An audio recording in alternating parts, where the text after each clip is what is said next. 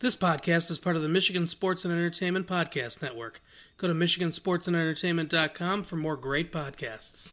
Welcome to MSE Countdown with your host, David Rosenberg and Chase Sussex. The countdown starts now.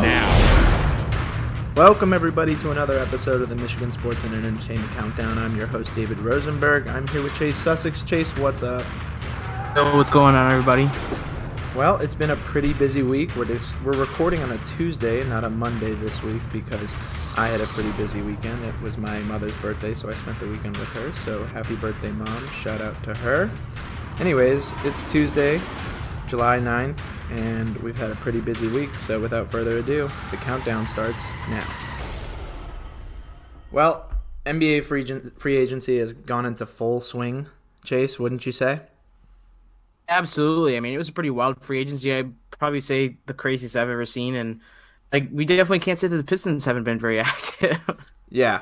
So, but before we get to the rest of the league, let's talk about the Pistons. The Pistons, to recap some of the things that we talked about last week, the Pistons traded for Tony Snell, before the draft, and then they ended up doing a bunch of moves with all those draft picks. Some people had mixed reactions on that, but I think the acquisition of Tony Snell was really strong. Of course, the Pistons made it finalized this week that they signed Derrick Rose, so now they have a point guard. I've heard some talk about, him starting, but I think he'll obviously be more of like a role player on the bench, coming off, of course, because Reggie Jackson has that injury history. He's a good guy to have in your back pocket in case you need to put him into that starting role, but I'm definitely not putting him in there just to get things going. They picked up Tim Frazier as an insurance move at point guard, of course, after Derrick Rose and Reggie Jackson. And then they added Markieff Morris, not Marcus Morris, who played with the Pistons a few years ago, but his brother. Earlier in their careers, Markieff was kind of considered to be the better one. Things have somewhat changed, but, Markieff has done a lot of Twitter stuff lately, Chase. I know you're on Twitter a lot. I'm sure you've seen all that stuff. What do you make of his kind of calls to get his brother on board? It seems like he wants his brother Marcus Morris to reunite with him and play in Detroit. What do you think about that? Well, I do know that Marcus Morris already did commit to a deal with the so unfortunately, I don't really think that's going to happen per se, considering he's already playing in San Antonio. But normal case of recruiting, I know that guys do that all the time. You see guys in the NFL and do it all the time, and it happens in the NBA as well. So I'm sure Markieff was just trying to, recruit Marcus back to the Pistons, but unfortunately that's not going to happen. But he did do his fair share of recruiting for other players as well. Yeah, see, the thing about the Marcus Morris story is I found it funny because, we don't have exact numbers, but we have projections. There was absolutely no cap room to get Marcus Morris. Yeah, exactly. So everyone, is it possible that we misinterpreted that tweet when he said one more? Is he talking about just acquiring a different player? And you alluded to this. He's been fairly active on Twitter. We have kind of the end of a big three era in several places. Of course, Kawhi Leonard ended up making the big move to the LA Clippers, and he got Paul George to leave Oklahoma City. And then you have, of course, LeBron and Anthony Davis in the other LA team, the Lakers, and you have Kevin Durant, once he's healthy, pairing up with Kyrie Irving on the Nets. So you have kind of all these duos everywhere. But with Paul George leaving and going to the Clippers to join Kawhi Leonard, obviously all the talk has been Russell Westbrook. So let's talk about that. Do you think, Keith wants to play with Westbrook instead? Is that what he's recruiting for? It could definitely be, a potential player that he's looking to play with. I mean, I don't really know why you wouldn't want to play with Russell Westbrook given his caliber in the NBA. But I definitely think it's possible that he's recruiting Russell Westbrook. I know Westbrook is not happy with the situation right now in OKC after Paul George was traded to the Clippers. So he's looking at a couple of teams, and the Pistons are one of them. I know the Pistons are one of the teams that have been highly interested in Westbrook. And it's definitely not going to be a cheap.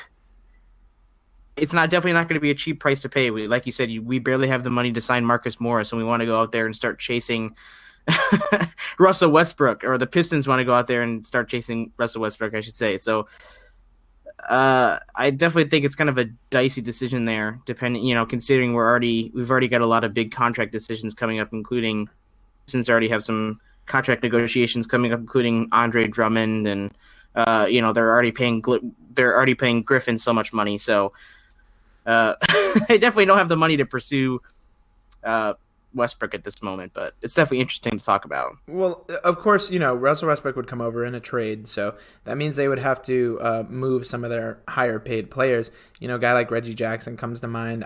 With Derrick Rose, that is an even better move in my mind now that this Russell Westbrook talk is happening, that if the Pistons were to get Westbrook, they could depart with Reggie Jackson.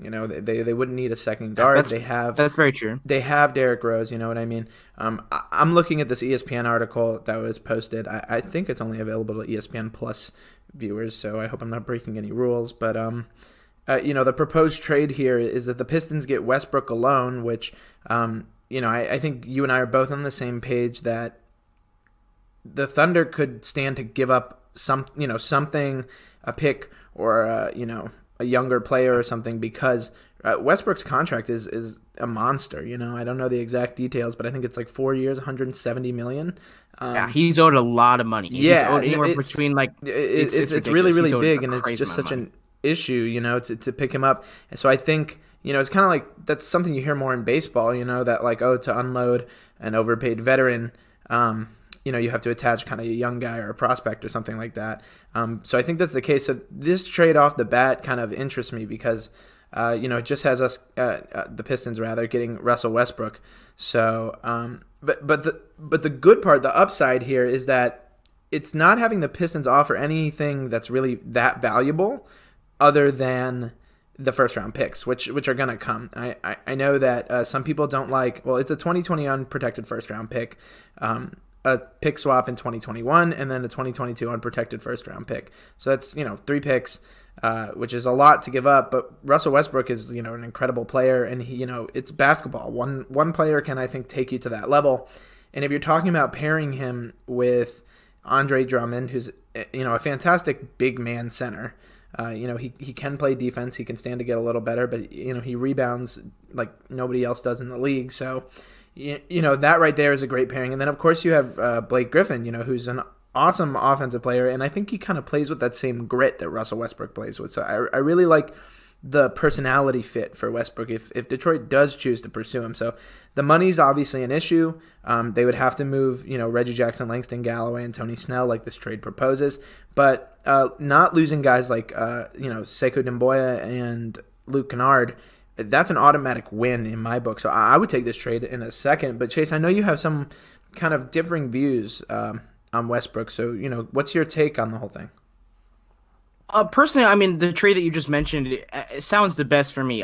My biggest issue is the fact that they're giving up a lot of assets for someone who I think doesn't necessarily guarantee them a championship. I think it's a good pairing when you've got, or a good group that you have when you have, Blake Griffin, Andre Drummond, Russell Westbrook, and then you've got Derrick Rose as well. I mean, you've got a good group there. That's a solid group.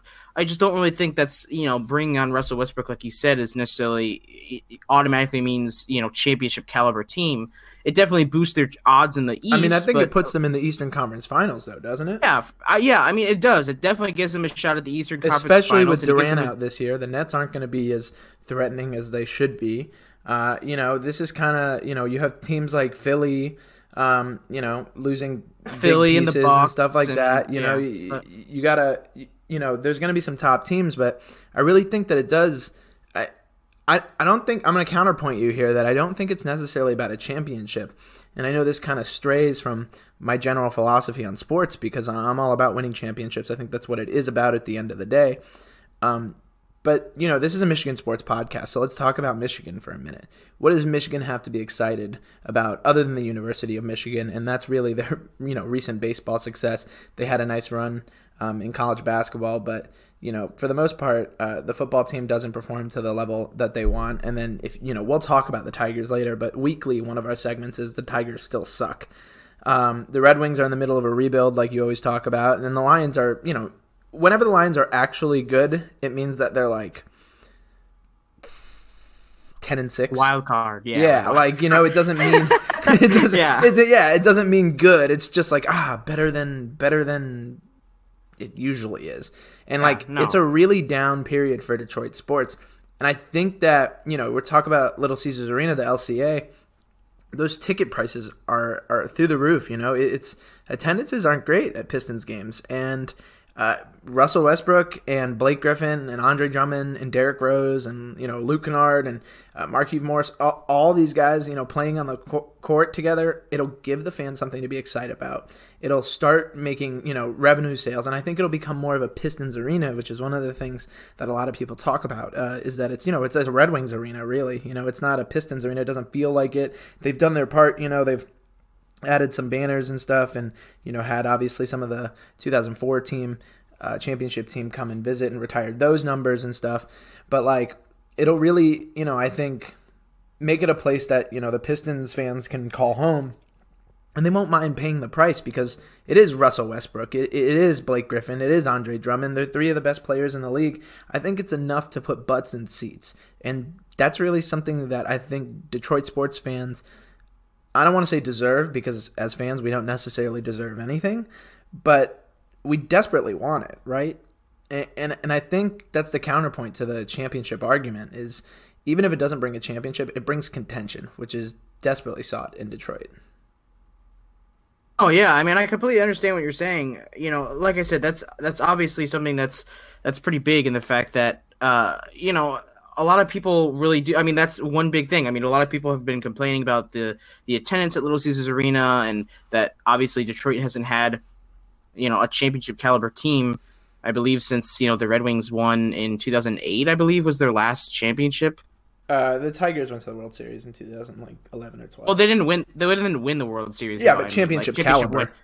Yeah, championship caliber. I'll give you that. But, you know, like I said, it's been a long time. It's definitely been a while, and it's unfortunate because, and I see the point where you're coming from. The name Russell Westbrook will draw seats, and they'll get people to come. Just don't necessarily like it is like it's a good draw, but I think there's other ways to, you know, draw people to games. I mean, you see it all the time. The Tigers have done it. They've lowered their ticket prices. You know, a lot of other stadiums have lowered their concession costs, which I know so many people complain about. Is just the fact that they feel like it's way too much and they don't want to eat there, or they don't want to get a beer because it's like $6 for a beer, which people find ridiculous. Like, you know, you have to. A lot of other big stadiums, you have like the Atlanta Falcons and the Superdome, or, you know, their concessions, it's like $2 hot dogs, like, you know, super cheap, like, or it's like $1 hot dogs, $2 beer. They sell it really cheap and they still make a bunch of money. It's a bigger franchise than you know, Detroit is. It's a bigger market, but, you know, like I said, I think you can get more creative and still draw tickets without. You've already got a good squad here. You already have Blake Griffin and Andre Drummond as big draws. You know, yeah, but I'm not saying they're a team. Yeah, you don't have a team that's competing for an Eastern Conference. Yeah, for sure. They're not. Yeah, exactly. You don't have a team that's necessarily competing for. You know, and the Pistons didn't make the playoffs last year, and I remember a lot of people were excited the fact that the Pistons made the playoffs. Did they get eliminated in the first round by the Bucks? Yeah, they did, but they made the playoffs. You know, and it's one of those teams where they were kind of barely in the playoffs, and it was kind of one of those like iffy sort of things. Yeah, but they were like the Orlando Magic's counterpart. Yeah. You know, like they were. Yeah, who cares? Yeah, I understand what you mean. So, but that's the point where it comes in, is just the fact that they get to the Eastern Conference Final, but then they have to deal with whatever super team they have to play in the West. The Golden State Warriors are still really good. They have Clay. So what you're saying is that Russell Westbrook will put butts in seats, but that there are not better ways necessarily, but there are other ways to get those butts in seats and get that kind of attendance without putting $170 million into one player over 4 years. Yes, exactly. Okay. Without so for you, that price is too expensive. Is that just like the end all be all for you, or is there like a way that you see this working out, or is it just too big of a contract for you think the Pistons to even consider? Well, it's that, and just the fact that it's frustrating to me because the way I know they didn't really have a whole lot of cap space going into the offseason. I understand that was the whole thing. They didn't really have a lot of, and my main issue is like, well, if you wanted to go after big players, why didn't you prioritize other players on different teams? And I get a guy like Russell Westbrook wasn't necessarily available. He didn't have the money to go after a big free agent like Kawhi Leonard. But if you wanted to be a serious contender, why did you wait until Russell Westbrook? What if Russell Westbrook wasn't available? What if the Paul George trade hadn't happened? You'd be sitting here and you'd be sitting in the same exact spot and you'd be sitting tidy, and no one would necessarily have a big issue. But that's kind of the idea, isn't it? Is Russell Westbrook, for a lot of people, not you obviously, but for a lot of people, and myself included, is enough. Like you talk about, I'm not saying that Durant is Jordan or LeBron is or anyone, but like, you talk about the years that Jordan left, right? Like it was an opportunity for other teams to win a championship. So like, why would you not do all you can? And big part of it for me is that the East is vulnerable right now. I think a lot of teams only got weaker, even though parity probably, was probably heightened. Everyone's kind of moved around. Like I said, we moved from like super teams to super duos, which is, I kind of prefer that. I think that there's a chance for, with Kawhi moving to the West, with a bunch of guys moving to the West and only a few guys moving over to the East, and Durant being hurt, that this is just the right opportunity. Like that's why Westbrook makes a difference for me. That's why 1 year, like, I guess if they won the championship, it would all be worth it. But I still think that if they're in the Eastern Conference Finals for the next 3 years, I mean, obviously Drummond is a big question because you have him coming up next year. But then you still have Westbrook and Griffin on the books. That's pretty attractive, especially if you're finishing like in the top 4 in the conference and you make it to the conference finals. I think that's, or even the finals. I think that's pretty attractive for a third person to come in if Drummond does leave. I do think it's worth it, but the other thing I've heard a lot about it is the personality questions, right? I think that's another big question that I have, Yeah. and I wanted to challenge your point earlier that you said, because you said he is a good team fit.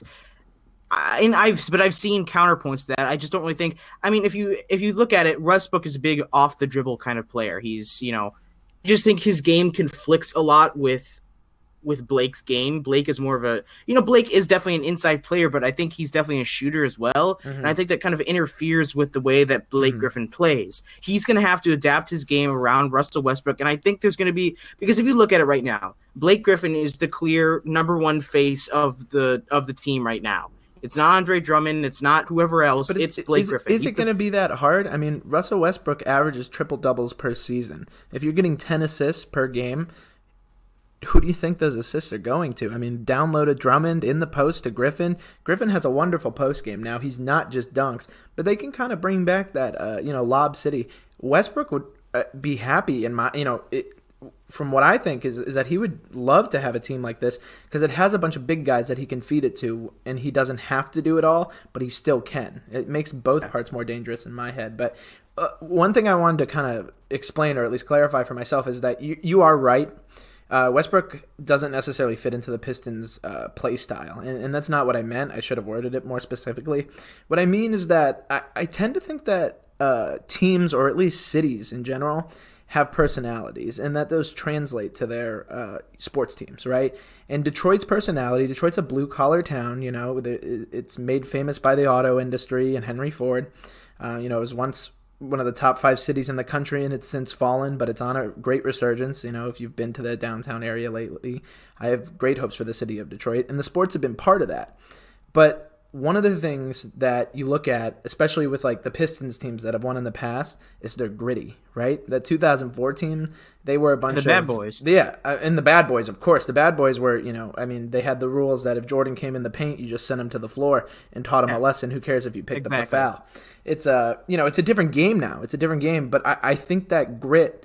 Westbrook is someone who is emotional as all heck, and he'll put it all out there on the floor. He'll scream, and sometimes it's a little too much for some fans and even some teammates. But I think that Blake Griffin's not one. He's like that too, They both have a deep, deep desire to win, and they're both at the same kind of stage in their career where maybe they don't know if they're going to get that chance again.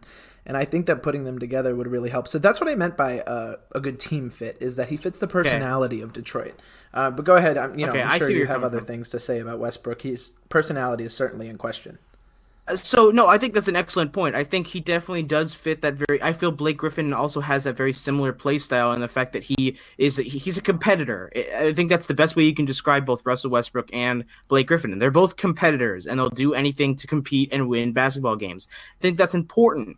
But my main thing is the fact that I feel like Russell Westbrook is more of he focuses more on looking good in the stat sheet than he does trying to be a part of a winning team. And, a lot of, I just don't feel like he's a natural leader on his team. If you look at it, I feel like even though he was good on OKC last season, I think that Paul George was the leader on that basketball team. Yeah.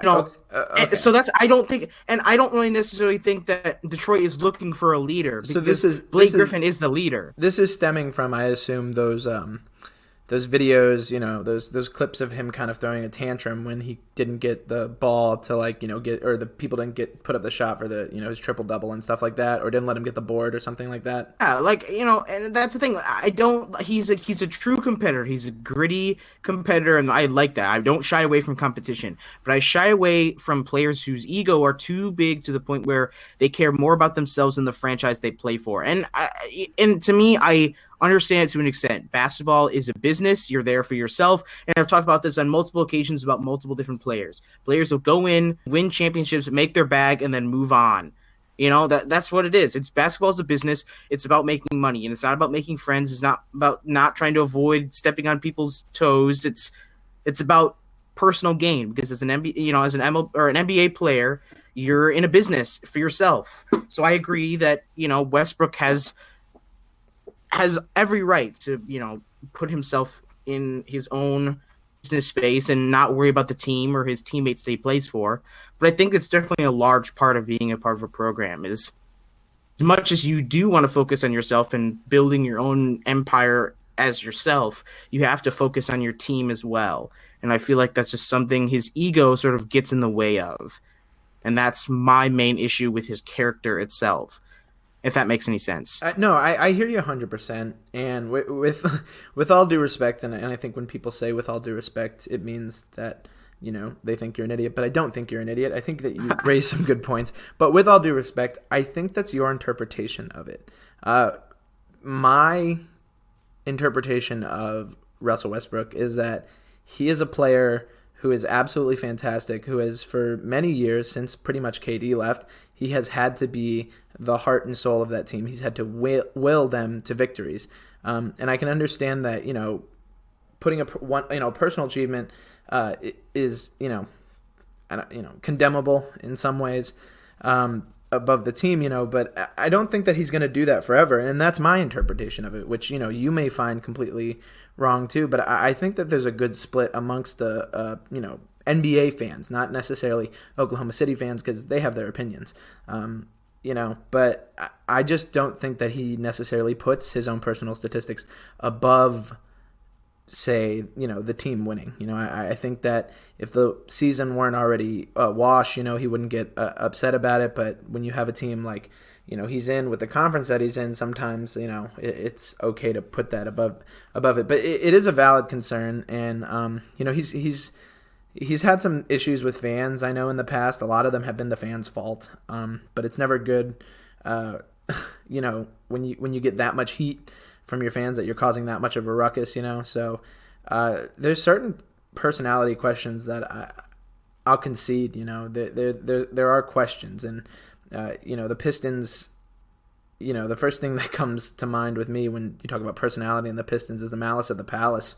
And I know that was kind of an isolated incident, and nothing like that's probably ever going to happen again.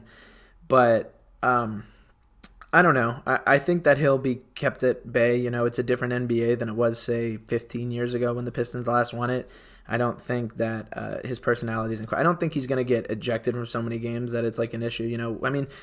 For Christ's sakes, we had Rasheed Wallace on the 2004 team. If you have a problem with personality, that goes to show you that personality, even if it's punished, is championship material. And I'm going to go out on a limb, even though they're different players, and say that Westbrook is probably a better overall player at this point than Rasheed Wallace was at that point. There's probably some who say I'm wrong, but for me, that's your interpretation of it. That he would be too much of a personality issue. I think your point still stands that he's a lot of money to take on, and again, it comes from how you look at it, right? Is it about putting butts in seats? Is it about having a good, fun season, a season worth watching when you haven't had one in nearly a decade or over a decade? Or is it about winning that championship? And for a lot of people, it is about winning that championship. So I can't say that you're wrong necessarily, but that I think the best case scenario for the Pistons is to pursue Westbrook as hard as you can. And of course, the trade that we went over earlier, no Kennard, no Doumbouya, just picks. I don't think, not that you don't need picks, but that won't be such a bad hurt if the Pistons are at great success those years anyways. I understand what you're saying, because that's the thing. I'm not saying that, Westbrook is not a competitor. He's a workhorse. He's someone I would like to see play for the Pistons. Like I said, I don't hate the idea of Russell Westbrook coming to play for the Pistons. If it happens, it happens. I think it'd be great for the city. You've mentioned a lot of good points, and I think it'll be really good. It'll put the Pistons in a position where they haven't been in a long time, and it puts them in a position to win basketball games and to be a kind of competitive team in the East. And I think that's great, especially for a struggling Detroit City right now. I think it's good. But I do have my concerns. Obviously, like I said, the trade that you mentioned is fine. I like that better, that you're not giving up some of your younger talent. That's the key for me. I would like this trade a lot. I would like the idea of Westbrook a lot less if it involved Kennard or the young players that they've drafted and gotten. Like, that is the future. That is very important. I say you need those things to be successful with Westbrook. Obviously we talked about that. The Thunder not including anything else in the trade, and I think that kind of comes with it, right? If you're offering like a Kennard or a Doumbouya, you're asking for something else. But if you're not, you're just helping them get him off the books and jumpstart their rebuild, so to speak. And there's always the fact of the other team. We haven't talked about the other teams that Russell Westbrook has been talked to, but probably the more talked about team is the Miami Heat with him. And I think the biggest thing for me, and probably for you too, is that the Thunder, they already have some of the Heat's picks. So why would they make them better, right? Why would they give Russell Westbrook to Jimmy Butler, and let them do better? Exactly. So that's why we kind of haven't talked about that so much. But I like that. I don't want to say you're anti-Westbrook, because you're not. You just have your concerns, and your concerns are stronger than mine. But I like that we're kind of split on this, because I think that really is the consensus among fans is, do I want this or do I not want this? And it comes. I think if this rebuild, so to speak, had only been like 4 years or 3 years, I think it would be a lot easier to say like no. But the fact that this has been going on for so long and the Pistons haven't been great for so long, I think that leads fans more to kind of let your heart speak, and want that guy to come in and just make it all okay, because that is what would happen. It just won't be maybe the best plan possible. But with that, we've talked a whole bunch about Russell Westbrook. So I want to see what's your grade right now for the Pistons offseason, and then what would it be if they got Russell Westbrook? I think the Pistons have a solid B right now in the offseason. I think they've addressed what they could. I think they've done a good job with the amount of cap space that they had. They didn't have to offer. They made the most of it. So honestly, I give them a solid B. I wouldn't say any signing was necessarily a hit out of the park, but I think it was definitely a good offseason. But I think if they sign Russell Westbrook, I think it depends on what they give up. I think I know the OKC is highly interested in Sekou. I know they really want to, and if they have to give up either Sekou or, I'd say I'd rather give up Kennard, but I would like to keep those two out of the trade. I think if one of those two are involved in the trade, I think if the trade falls below for me. But so let's say they get them without using that proposed trade that we just went over, without Sekou or without Kennard. To me, I feel like that's that's an A for me. Yeah. I think that pushes I don't necessarily know if it's not an A-. I would say it would be an A- if they have to give up like Kennard, and then it falls to like a B plus if they have to give up like Sekou or whatever. I completely agree with that. But I think they get a solid A if they sign or if they trade for Westbrook for, what I think it was what you said, Langston, Jackson, and Snell with the 2 picks. I think that's a solid. You're giving away swap, yeah. See, yeah, that and that's going off that, I totally agree with you. I think it's an A, borderline A plus for me, if they get Westbrook with that kind of deal, because I think I've said nothing but positive things about it the entire time, so you guys know where I stand. But I agree. If they get Westbrook, it's an A, maybe an A plus from me. Right now, you put him at a B. I'm going to be a little more liberal with it and give him a B plus. I really enjoy the Markieff Morris signing, and I really enjoyed the Tony Snell trade. Derrick Rose, I don't think there's too many people who saw that as a bad thing, so I don't have to really convince anyone of that. But the Westbrook thing would put them from the B plus to maybe an A plus in my mind. So either way, a good offseason by the Detroit Pistons. So that's something we can be happy about, right? Absolutely. Because at the end of the day, like, even if you end up losing Russell Westbrook, I think he's done a solid offseason. I mean, I think it's going to be unfortunate, I think, now that you've gotten so far into trade talks with Russell Westbrook going to lose out on him. I think it'd be disappointing at this point to... But it's good to know that there's a plan. It's good to know that there's a plan in place. They obviously had a plan before Westbrook became available, and this is something that they're thinking about indulging in. So I really like the position the Pistons have put themselves in, and it just seems like that free agent has come a little sooner than possible. And if they can work out a good trade for it, why not? So yeah, that first story took up almost half our show, but I think it was really important that we talked about it because it seems to be the thing that's on everyone's mind. Our second story today, the Wolverines had a pretty big signing, right, Chase? Yeah, so the Wolverines got a huge signing in terms of Michigan basketball. I'm pretty sure every Michigan fan is familiar with Mo Wagner. Obviously went to the Lakers a couple seasons ago, and either that was obviously really big for Michigan. But his younger brother Franz actually did commit to the University of Michigan this past week. He was debating of whether to stay in Germany or to come over here to the United States and play for the University of Michigan, and he did choose Michigan. I think that's a big signing, not only for, in terms of the noise around the signing, but also I think his physical stature. I mean, he plays very big. He's 6'8", 190, if I'm not mistaken. The kid is a fantastic basketball player. A lot of people are saying that he is actually offensively more prepared than his brother is currently in the NBA, which is a lot to say considering the kid is just starting college right now. So I think defensively he has a lot of room to work, but I think Franz Wagner comes in. He's an instant starter in Michigan offense as a freshman. I think the first kind of big signing for Juwan Howard here, and I think it definitely draws a lot of other recruits in too, because he was widely talked about. A lot of people either thought he was going to go straight from Germany or go basically declare right for the NBA. I mean, this kid was really, really good last year in Germany, had the potential. He honestly left a better opportunity in Germany to come play for Michigan, and I think that's why it's such a big move, because Germany would have set him up really nicely to, set him up with the first, in the first round of the draft. But he decided to come to Michigan and continue his education here, and I think that's huge. I think that's definitely big for the program. It's big for Juwan Howard. And I definitely think it kind of boosts Michigan's chances of being a better team than a lot of people said they were going to be next season, considering they lost so much in the offseason.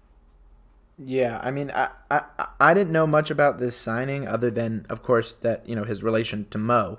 And Mo is one of my favorite players that played at the University of Michigan. So immediately I was kind of hyped up about it. But the more that you explain it, and I'll be honest, I haven't done my research on him, but the more that you explain it, that his offensive capabilities might be better than his brother. I mean, that is something that Michigan fans should be singing about. That is a huge impact signing for Juwan Howard, I feel. And you're right, it does attract more people. You know that they're still serious. It's still Michigan, so they're always going to be serious. But it doesn't really feel like, they're missing a beat here. So, really good signing. Some other things, going on kind of with Michigan athletics that we'll mention since we have them in this segment. Coach Bakich of the baseball team, obviously they had that amazing run in the College World Series, but he was named the D1 National Coach of the Year. Can't really think of anyone else other than Vanderbilt's coach that should have been in the run. Maybe Florida State's coach as well. But That was just a real good feel-good story. You have any comment on that? I mean, I'm sure you agree with me that he deserves this. Yeah, absolutely. I definitely think thinks he deserves it just because of, Michigan was definitely one of those teams. They had a good regular season, but they were definitely one of the teams who a lot of people didn't think they'd make it through the tournament very far. Mm-hmm. They were one of the last 4 teams in, and Bakic and company basically pushed that team into the national championship. And I think that necessarily, even though they came up just short, honestly, that entitles something that's really good. I mean, honestly, he had such a great year. He made, I wouldn't say something out of nothing, but he made more out of than what he had. Like, it was just a better season than really anyone could have expected, including, I feel, the players. I mean, you always have that belief in yourself, but you also have realistic expectations. And we mentioned, I think, every week for the past month that no Big Ten team had made it to something like this in decades, let alone years. So it defied all expectations, absolutely. And then you have, the kids on the team, obviously, after all that success, some of them were drafted fairly high. Some of them were drafted a little later in the draft. So that's the one we're going to talk about, Jimmy Kerr, who is absolutely amazing. I mean, he just hit dinger after dinger in the College World Series. He signed with the Detroit Tigers. So I know we tweeted out something, that was just real excited that he's signing with the Tigers because I just, he's one of the guys that impressed me the most throughout this entire run. So there's that news. And then the last kind of Michigan thing that I wanted to, probe your interest about is, I don't know if you saw the whole Shea Patterson thing. Yeah, that was definitely interesting. I know a lot of people try. I think that's just, it was a lot of people trying to make what is it? What is it? Okay, so yeah, let me kind of go into it a little bit more. So there was supposedly a hack onto Shea Patterson's account, and it wasn't even really a hack. So the way it started was the fact that a college football page posted something about Shea Patterson posted and deleted this tweet thinking he put his burner account. So what someone did was really good editing, and he's done this before, so that's why people end up finding out it was fake. The tweet was never existed. No one hacked into his account. There was no actual tweet in his account, but the way the college football page structured it was the fact that it made it look like he posted it and deleted it. And I honestly don't even know the content of, the tweet that you're talking about, or the forged tweet or the created tweet or whatever you want to call it. I don't even know the content of it. I know that it was offensive, to many. I don't even know who it was targeting. And I think it's best that we keep it that way because, like you said, this guy's done this before. He made it up. It's some editing, but you could tell that the S, I think, was one of the big identifiers that I saw on Twitter, that it wasn't the same. But I refrain from reading that stuff. And what I always do when I hear these kinds of stories is I go to the person's Twitter, right? Like, obviously they say it was deleted and such, so that's why this had more life. But I mean, you just got to be so careful with what you read out there these days.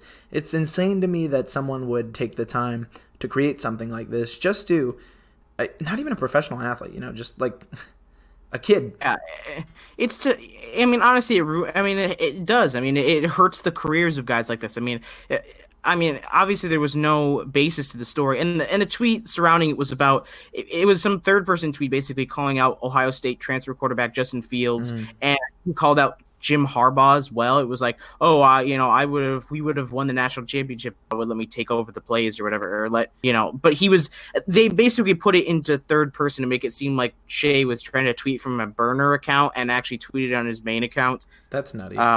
Yeah, it's really weird.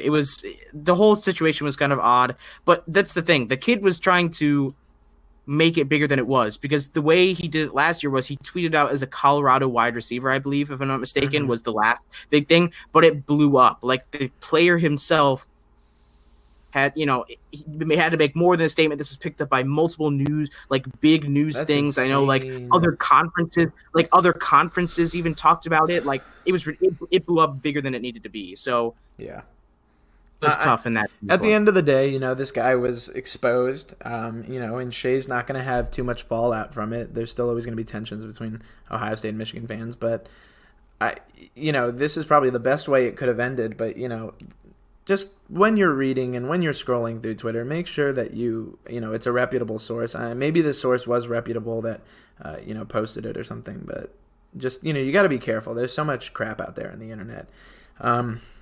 And at the risk of giving this guy more time than he probably deserves, not Shea, the guy who forged the tweet, we'll move on to our third story of the week, and that is the Detroit Tigers sucking once again. Yep, I hate to say it, but that July is going pretty much like June went. June had, I think, 4 or 5 wins in it, and this week, well, let's just run through the week. Monday was probably one of the best days of the week because Monday there was no game. Tuesday was also a solid day because the game was postponed due to rain. The Tigers can't lose when they're not playing. So that game Tuesday will be made up in September on the 27th, I believe, as part of a straight doubleheader against the Chicago White Sox. And then Wednesday, they had another doubleheader scheduled, so they played that, and it was competitive in the second game. The first one wasn't very good, but the second game was minorly competitive. They had the lead for some portions of it, but they ended up losing it 9-6. Castellanos is actually hitting pretty well, and so is Miguel Cabrera, in my opinion. I know he's losing power, and there's some stuff kind of out there about him, but I still think he's hitting well, and Castellanos is doing well too, which is always a good sign for me, especially because, Chase, we've talked about Castellanos being a trade target. And then, unfortunately, that one kind of unraveled because Shane Green, the other trade target that we always talk about, blew his second save of the season, so I don't know how that hurts them, but let's talk about, those trades as we're kind of getting to the halfway point of the season before I go into the rest of my weekly recap, Chase. Do you feel like, I know Boyd is kind of slipping, and Green obviously blew this second save. Castellanos is doing minorly well, but at this halfway point, and obviously the deadline is at the end of the month, what do you think? You think the Tigers waited a little too long to trade some of these guys? Unfortunately, I think that the Tigers did wait a little bit too long to pull the trigger because I think the Tigers are just struggling in general. So it doesn't really make Boyd or Green or Castellanos necessarily look better because they looked better earlier in the season, and now that they're really struggling and they're going on these big losing streaks, it's definitely tough. And it hurts these guys' trade value. And I think, like I mentioned this in previous episodes, in the fact that I think if they don't get rid of at least 2 of the 3, that being Boyd, Castellanos, and Green, if they don't give at least 2 of the 3, I feel like that's almost a fail. It's a failure. It absolutely is. It's a failure. So that to me, that troubles me in the fact that I think Shane Green still makes the All-Star game, and Matt Boyd is a possible alternate. So I think out of those two could definitely get traded. I mean, and all 3 of them are still in contention. I just think their chances are definitely a lot lower, or they just won't receive as much back. Yeah, if Shane Green gets the pitch in the All-Star game tonight and he does well, I mean, that would be pretty exciting. I think that would help raise his stock, especially because it's such a widely viewed game. But I think people are kind of seeing Boyd slip a little, and we talked about is he a snub for being not in the All-Star game tonight? So, but I don't think so. I think they called it correctly. I think he's good, but he's not All-Star caliber, and that's fine. I don't think he should have been voted in. I think Green was the right guy to go at the time, and probably still is. Back to the weekly recap. After Wednesday's game, there was some injury news. Jacoby Jones placed on the IL, which is, I don't even want to go through the Tigers IL. I mean, their injured list is so dang long. Man, there's just so many injuries. But, Victor Reyes is someone I always like to see get called up. So he's up with the Tigers. So that's exciting. And then Thursday was 4th of July. So if you celebrated, so did the Tigers. They hit a bunch of fireworks. I think they hit 3 home runs. But this was another Boyd game, against the Chicago White Sox. And he went... Check out this line. It's so strange. 5 1/3 innings, gave up 2 home runs, 4 earned runs, but he threw 13 strikeouts. I mean, he couldn't even get to 6 innings. It wasn't and he gave up 4 runs. It wasn't necessarily good, but he struck out 13. So it's not like his stuff is wavering. It's I just don't know, and that's the kind of thing that we're talking about that hurts him. But nonetheless, Tigers won, which is always exciting, and then they dropped the next 2. Next 3 got swept by the Red Sox. Rick Porcello and who's the other guy? David Price, 2 former Tigers. They showed their stuff against the Detroit Tigers. So, that always, I think that kind of, rubs salt in the wound when you lose to guys that used to be on your team. So, not a good week for the Tigers. But then again, there aren't many good weeks for the Tigers. So I'm not going to beat a dead horse with this. But the one thing we have to talk about when it comes to the Detroit Tigers is they freaking re-signed Al Avila, not Alex Avila, Al Avila, the general manager.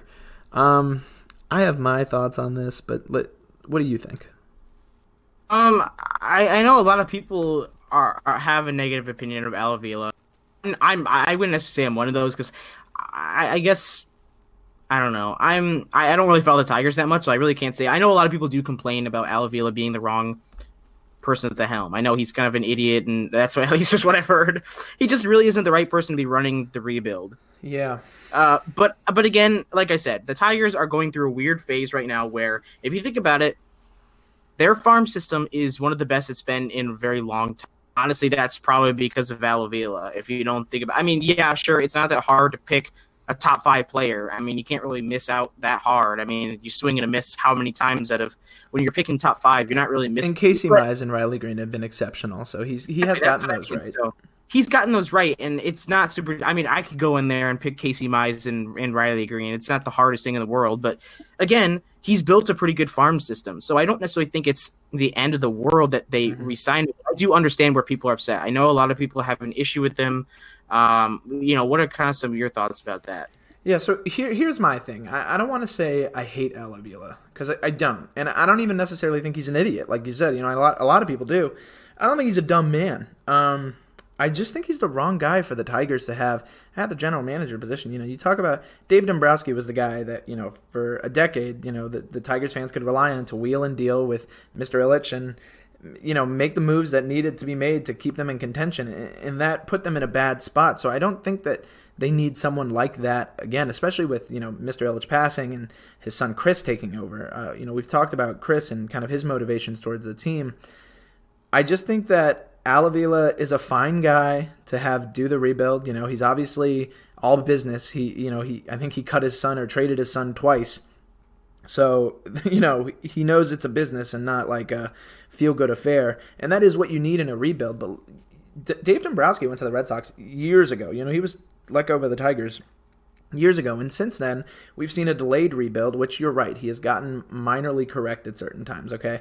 So I do like the picks, Casey Mize. I do like the, Riley Green picks, all of that young pitching staff that's kind of down there. I really do think that that's a good job. And some of the trades have worked out for the better, and some of them haven't.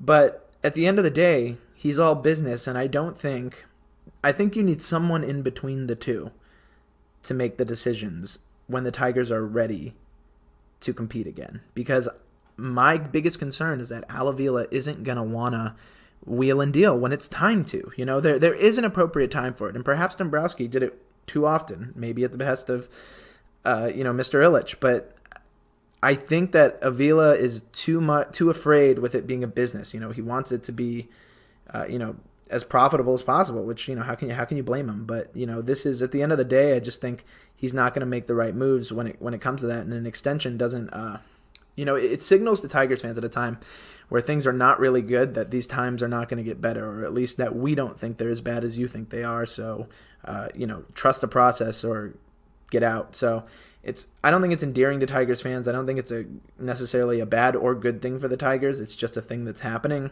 But I do hope that when it's time to be in contention again for the Detroit Tigers, that that Chris Ilitch makes the right decision in parts ways with Al Avila at that time, because I just really think someone else needs to be there. I'm not going to go and disparage Avila because I've just heard it too much. I've heard it and I don't think it's warranted, because he's made some good moves and you can't knock a guy for making good moves. But I just have this, you have these feelings, and I've watched baseball for all my life, and, he's just not the right guy for the Tigers.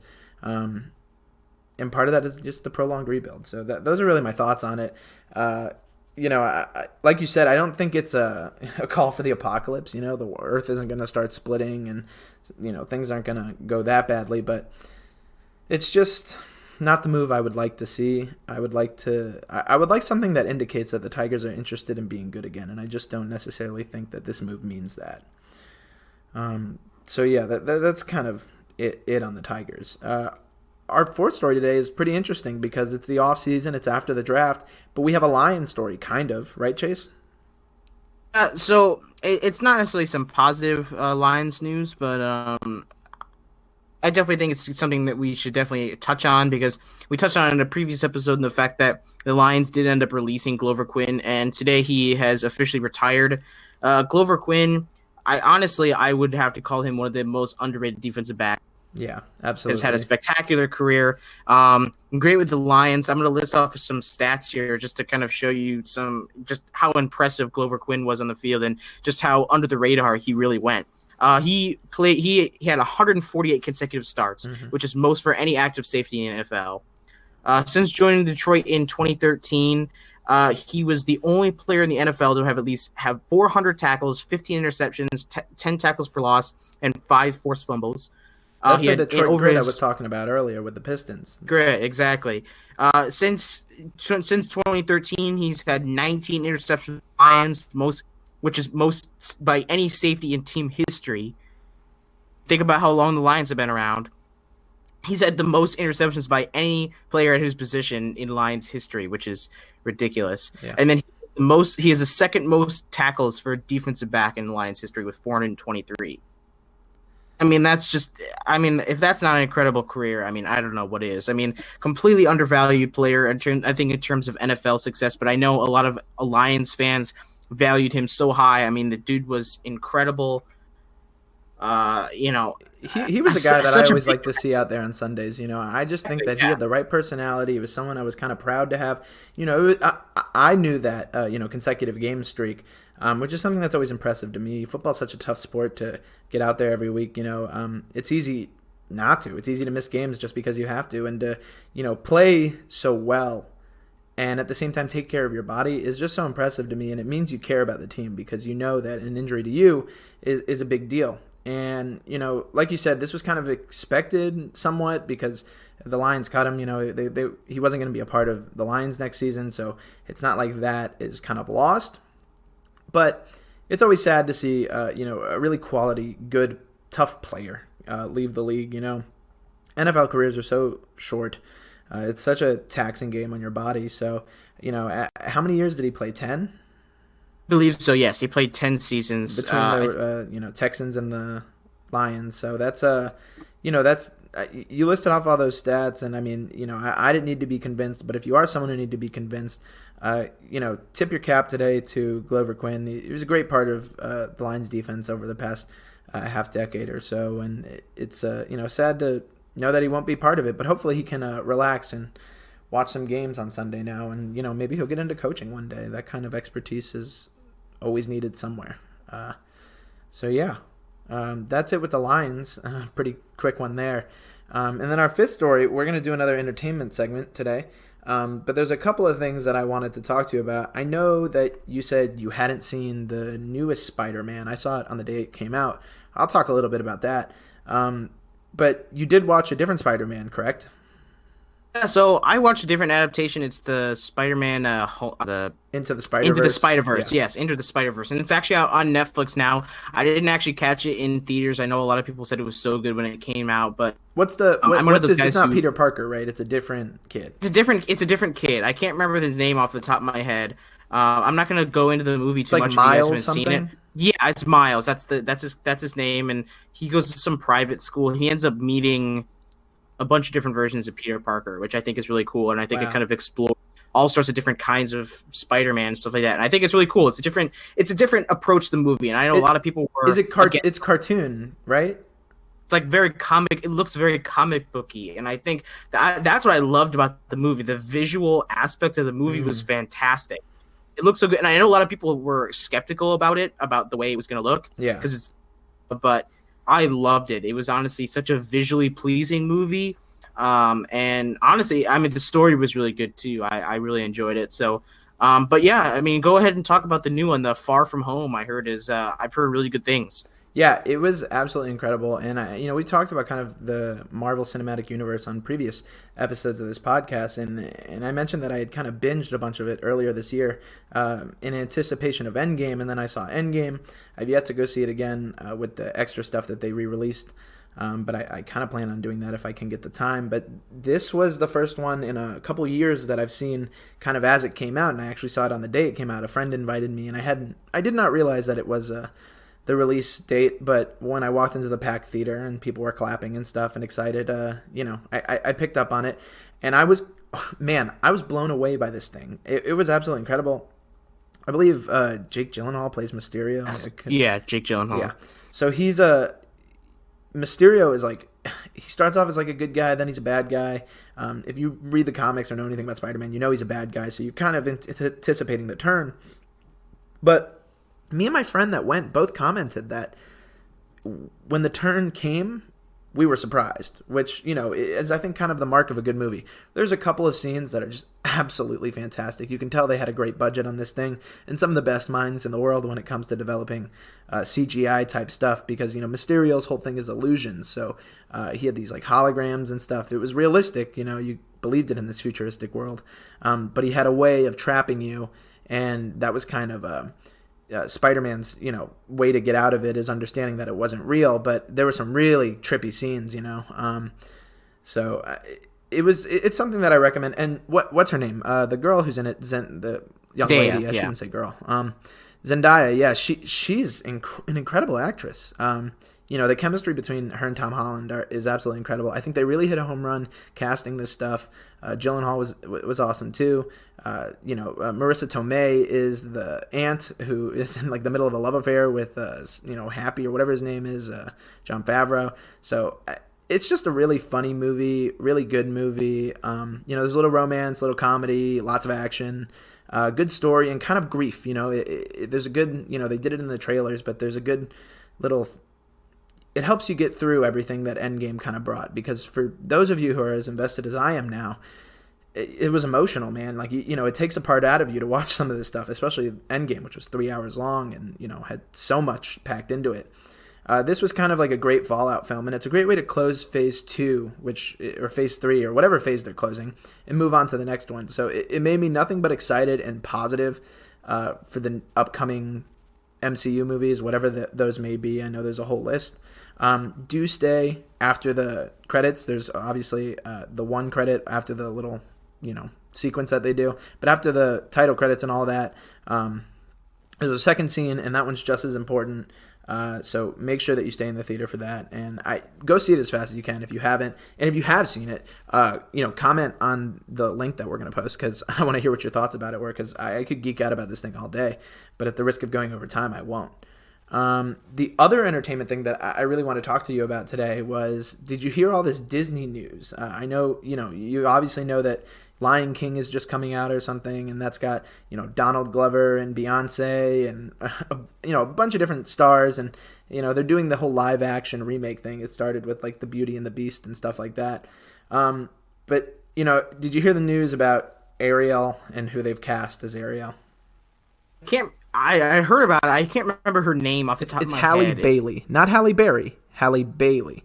Bailey. She's a young singer. I believe she's like 19, but she's part of a duo. I've never heard of them before, but I listened to some of the tracks on Twitter that people used posted. To be on Disney before. Maybe. I feel like she used. Maybe. Yeah, she did some. I feel like she did something with Disney, because I remember she has like a twin sister or something. Yeah. That's like a singing duo. She's so an I think I don't singer, know. Though. You got to check out these girls' music if you haven't already. They're really, really good singers. You know, and I just think that if you can appreciate music, you can appreciate them. But there's all this controversy because, you know, her complexion, it's dark. I don't actually know what race she is because I don't, you know, really care. But, you know, let's say she's black, or let's just say she's not white, you know. Does that change The Little Mermaid for you, you know? Necessarily. I mean, I get that the original typecast, you know, like you look at the Disney rendition of it is... But that's not the original one. That's a cartoon yeah, they made based off I know. the, know, stories. Exactly, off the story. Yeah. I think in the original one, I think she has like black hair, and she looks really different. Describe the Disney her rendition skin as like fair and like rose, but I think it's like about the touch of her skin. Like all we know is that she's like, you know, a gorgeous woman, which is like, you know, a young girl, which they obviously hit the age correctly, and it's not like, you know, people who are darker can't have red hair, you know what I mean? Like, don't worry. Exactly. Like, people, I just, you know, this is such a stupid story that, you know, I want to talk about it just because of how dumb it is that, you know, there's a whole bunch of people who are like, oh, I'm not going to go see it. And it's like, all right, then go watch your 1997 cartoon. Like, you know, you have your version. It took Disney, how many movies to, you know, get an African-American princess with the Princess and the Frog, right? So, like, you know, I'm all for it. I'm all for the diversity of it. Sure. You know, I think it's cool. I think it's going to be, you know, like if one thing that sticks out to me is from The Little Mermaid is the music, right? Like Under the Sea, Kissed a Girl, you know, Part of Your World. There's a million songs in that thing. It's kind of like The Lion King for me. You know, it's like music of my childhood. But like I'm confident that she can sing these songs and she can sing them incredibly well. So as long as that, you know, note is hit, I'm really cool with this, and I don't see a problem with it. The other thing that's kind of been in the news with Disney is Mulan. So did you hear about all that? Yeah, I saw the trailer for Mulan. It looks really interesting. I'm glad. I know there was a lot of controversy around the typecasting of that as well. I know a lot of people said there was going to be originally like a white girl who did who stars Mulan, but they casted it well, and it looks really good. From the initial trailer that we saw, it definitely got me excited because Mulan was one of those things that I grew up on. Mm-hmm. So it was like one of those, you got the same feeling, that kind of like goosebumps feeling you got from when I first saw the new Lion King trailer as well. Yeah. I think it's just really exciting. I know a lot of people aren't necessarily a huge fan of all the live action renditions, but I like them. I think it's cool. It brings back my childhood, at least. I mean, I think the main thing that people are up in arms about Mulan is that, yeah, I mean, initially it was the the casting of it. They wanted to make sure that it was accurate. You know, if it is an Asian storyline, you should have an Asian person, you know, or an Asian American person at least. But you know, as true to it as you can be, instead of using makeup to feign something, I think is fine. But the thing people are up in arms about is that there's no Shang, there's no Mushu, and there's no music. So like those are really key parts of Mulan and the Disney Mulan story, and I know they're trying to tell a more culturally appropriate one. So I'm all for making it appropriate and such. But I've actually seen some backlash in the Chinese community about the story not being a cultural thing. So